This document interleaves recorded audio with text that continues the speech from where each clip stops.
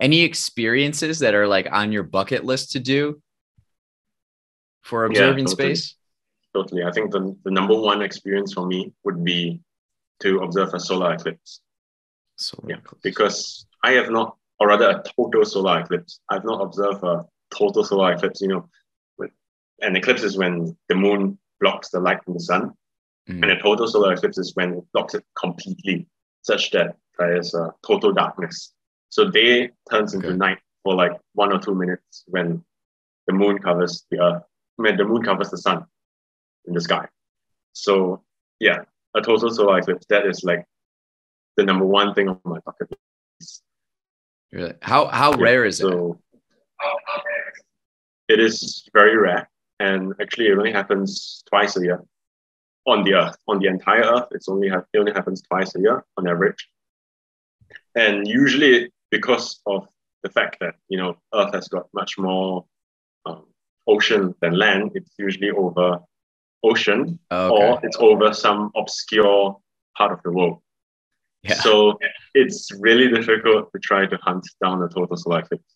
So occasionally it does cut through like large bodies of land, like the next one, which is might be possible, would be next year in 2023. There's one that kind of like grazes the northeastern tip of Australia. Yeah, but it Okay. really, the area which you can observe it in is so small that it might not actually be practical to try. Yeah. And then I think in a year later or something, there's one that cuts across America, yeah, the United States. And And then, when yeah, did you say? yeah. I'm not sure because I can't remember the date. Like, I can't remember the year, but it's in a couple of years' time. I know there's one that cuts across the United States. So Yeah. there was an eclipse here. I want to say like Yeah, I think two or 2 or three years 3 ago, years right? ago. Yeah, Yeah, yeah, yeah, yeah. yeah, yeah, yeah, yeah, It was yeah. like it was kind of a big deal. I remember Yeah, it is. It is. I went to the park by my house, Wells Park, and there were a ton of people. There's like 3 or 4 baseball diamonds there and just like grass. It's just a large park area.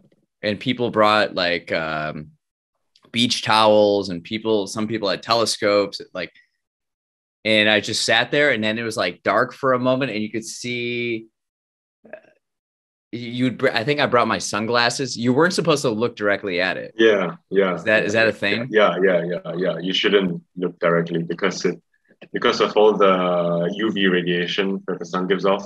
So Okay. you might not feel it, but it can do a lot of damage and harm to the eyes. So that's why usually we have special solar filters which cut out like 99.9% of all the light. And then that's when it's safe to look directly with a solar filter, a proper solar filter. So Okay. yeah, even with sunglasses, it's not really good. But I don't know. For you, was it a total solar eclipse? Like, did it get It completely wasn't dark? it wasn't like a it wasn't like you would it was day and now it's night. It was more like Yeah, it just dimmed it's down. dimmed. It was dimmed for sure. Yeah, yeah, yeah, yeah, yeah. So like, I think for you, you saw a partial solar eclipse. So Yeah. that's when most of the sun gets blocked, but not all. But if you actually travel to the right locations, you can actually see a total solar eclipse, and then yeah, it goes completely night. But the interesting thing is that when um, the moon blocks the sun completely, so that's when we call it totality, and everything goes dark, you can actually look at the sun directly without any filters.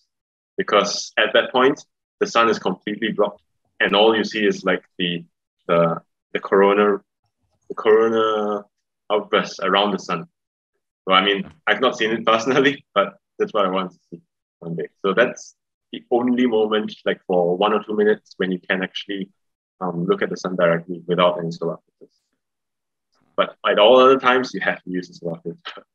So how soon in advance can you figure out where it's going to be like a total eclipse? In fact, you can figure it out in advance, like years, like decades in advance. Like if you go online, there are calculators which calculate solar eclipses up to any date you want, and it can backdate solar eclipses up to any date you want as well. Like, Really? yeah, so like you can search for solar eclipses in ancient times, thousands of years ago, and I think that is what some historians do, like because there are archives of the sky suddenly going dark, and So they try to match it up to solar eclipses that happen in that area.